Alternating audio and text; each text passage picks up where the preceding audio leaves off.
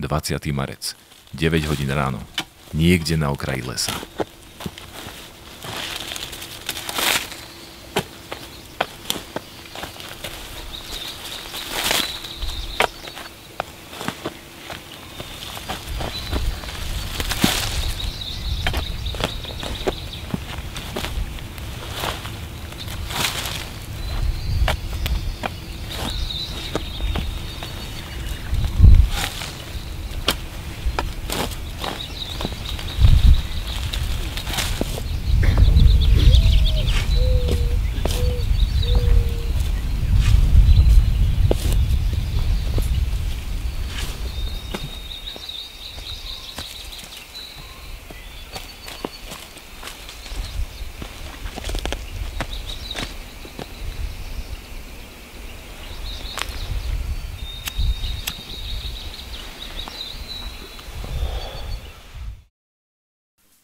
...19. marec, krátko po 21.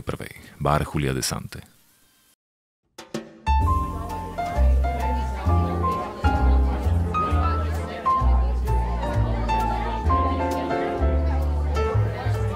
Spor medzi ruskou a talianskou mafiou je tu už od nepamäti. V tomto bare, ktorý otvoril samotný kápo talianskej mafie Julio, sa odohrá priateľské stretnutie s Jurím, obávaným ruským mafiánom.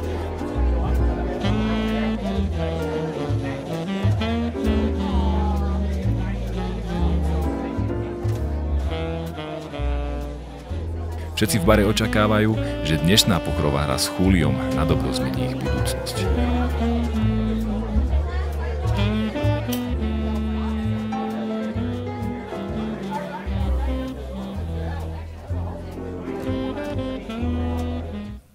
Antonio, jeho oči sú všade. Všetko vidí a všetko vie.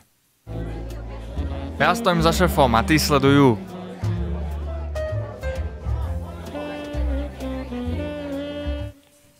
Sandro, on je ten, čo má na starosti šéfov rozpočet.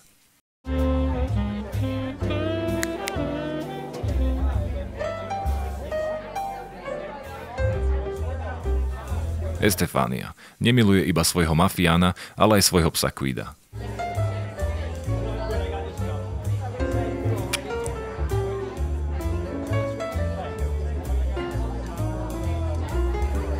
Julio de Sante, to je on, capo di tutti capi. Kedy konečne prídu?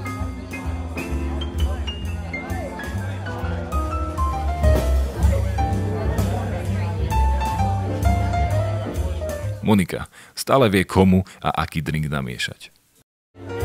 Dvojitá whisky s ľadom, ako vždy.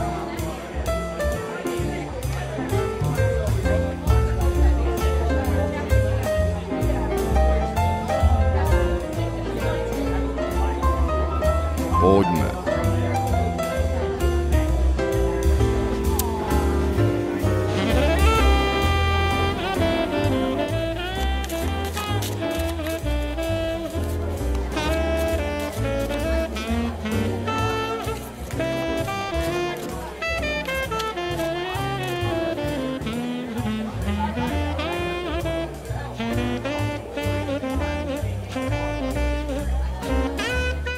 Vasil.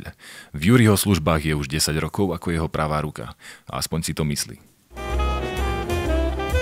Už nás čakajú.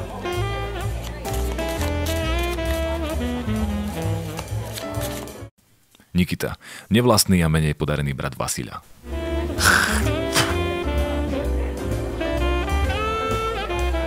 Počkaj, Juri. A vždy meškajúca Nataša. Prvá dáma ruskej mafie.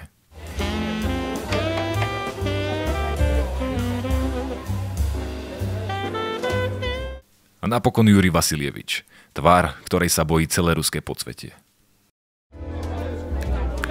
Kde jest vodku?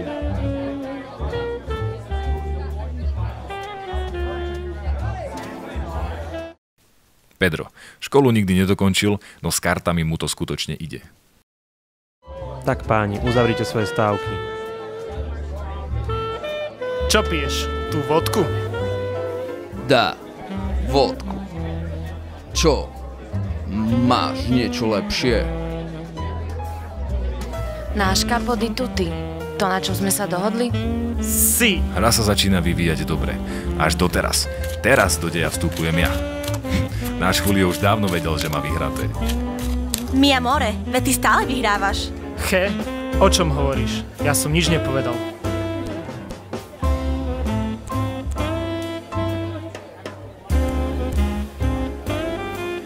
Páni, upokojíme sa. Máte tu svoje drinky. Nech sa páči.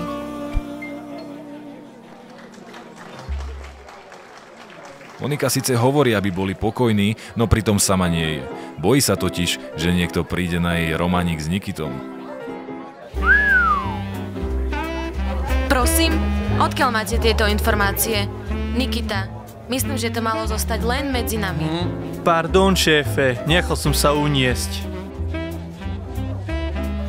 Nikita by si to ale rád zopakoval, no vie, že Juri by mu to už nedaroval. Páni, poďme si teda zahrať poker, veď na to ste tu prišli však. Julio, najväčší boss v talianskej mafii, sa stretáva tvárou v tvár s ruskou mafiou a najmä s obávaným Jurim. Je to hra o nehnuteľnosť, pretože pod hotelom Metropol sa nachádza veľa nerastných Juri, surovín. počuješ? Neviem, kto tu takto stupidne rozpráva, ale radím ti prestať. Prišiel som si tu dať drink a zahrať poker s mojim priateľom. S priateľom? Áno. Si istý? Ešte vždy mu to žerieš, Juri? Veď vieš, že mu vždy išlo len o A peniaze. dosť. Prišli ste si sem zahrať, alebo čo? Takmer som zabudol, že je tu medzi nami tá tvoja láskavá a vraj veľmi verná žena, Juri, však? Prosím, ako sa opovažuješ povedať niečo tak o mojej žene? Už mám toho dosť. Keby si len vedel, čo ťa čaká. Na tvojom mieste by som ani ten drink nepil. Čo to má znamenať, Julio? Keď toto je tvoj pokus ako z Marina obchod, budeš voňať fialky zo spodu. Môžem si už dať konečne drink so svojím priateľom a obchodným partnerom. Prišli sme tu riešiť biznis a nie intrigy. Priateľom? Áno, Si istý? jednoznačne. Juri, sme dlhoroční priatelia. Naše ženy sa stýkajú. Toto je iba niekto, kto sa nám snaží prekaziť naše obchody. Ale je mi jedno, čo tu hovoríš. Toto je môj bar a platia tu moje pravidlá. Comprende? Tak vidíš, poďme hrať. Na zdravie. Na zdravie. Prepačte, nechal som sa uniesť vašim krupierom. Juri, pozor na karty.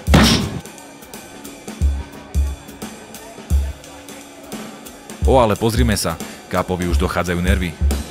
Antonio však dostal skvelý nápad. Nataša! Áno, Nataša, kto môže byť ten hlas? Luigi? Alebo ten pri bare? Alebo skôr ten, čo tam v rohu číta noviny?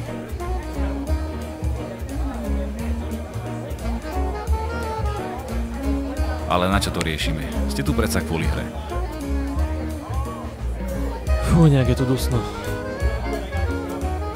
Áno, hlas má pravdu. Sme tu predsa kvôli iným veciam. Však, Zlatko. Počkajte, Kvido si potrebuje oddychnúť.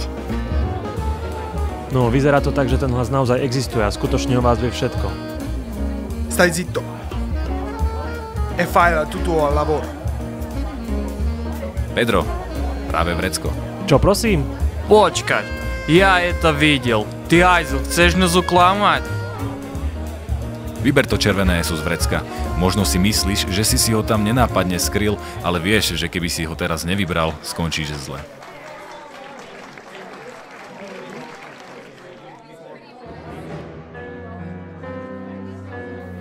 Táto hudba. To určite nevešti nič dobré. Nastáva balet smrti. To, čoho sa každý z prítomných najviac bál. To što je to balet smrti? To ten hlas chce, aby sme sa pozabíjali. Viem, Nikita, že by ti urobilo radosť, keby si tu teraz všetkých postrieľal a hlavne Vasila, pretože ti dodnes kradne ponožky, ale dnes bude mŕtvy len jeden. Si to ty, Juri. A áno, zabiť ťa chce tvoja vlastná žena Nataša, pretože vie... Ty šľopko, s kým si naplánovala moju smrť? S Juliom.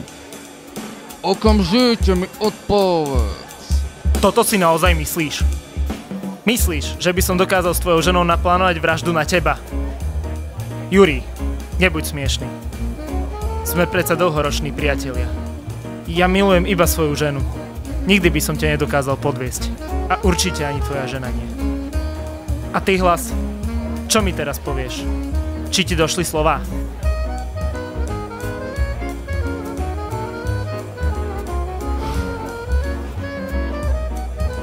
Konečne je tu ticho.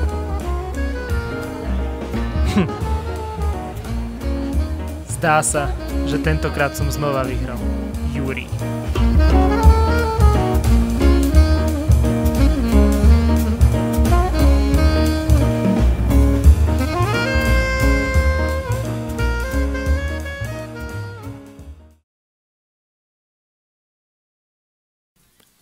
Marec, 9 hodín ráno, niekde na okraji lesa.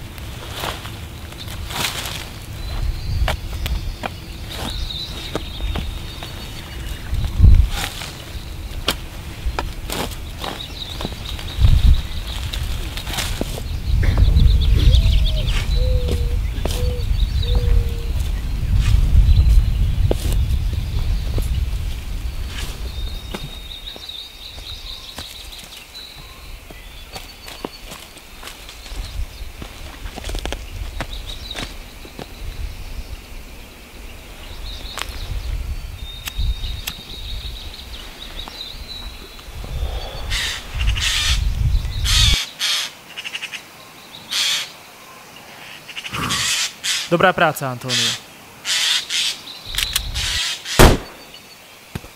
Si, šéf. Takto dopadnú všetci tí, ktorí sa postavia proti mne a mojim ľuďom. Si mi, amore, som rada, že si to s týmto Hlasom takto vyriešil. Počkám nás dole.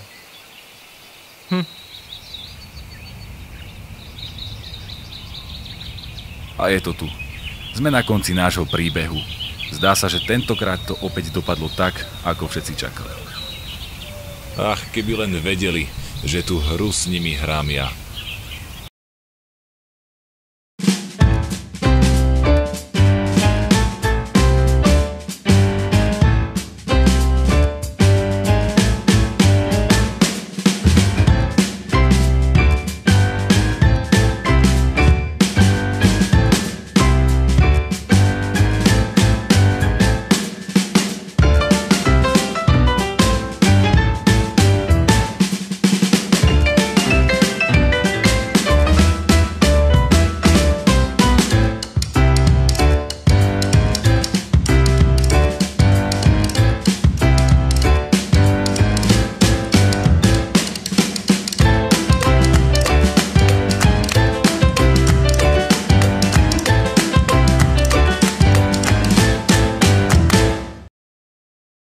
Antonio, chceš sa spýtať Nataši, čo si myslí?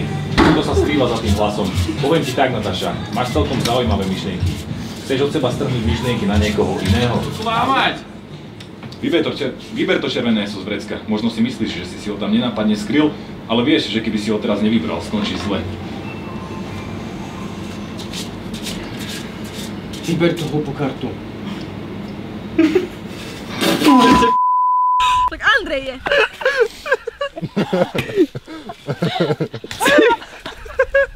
Dobre, poďme. Teraz nie som smiešná. Tak sme si ráno povedali, že nás je tu málo. Nebudeme smiať, no ale... Dobre. Namaste.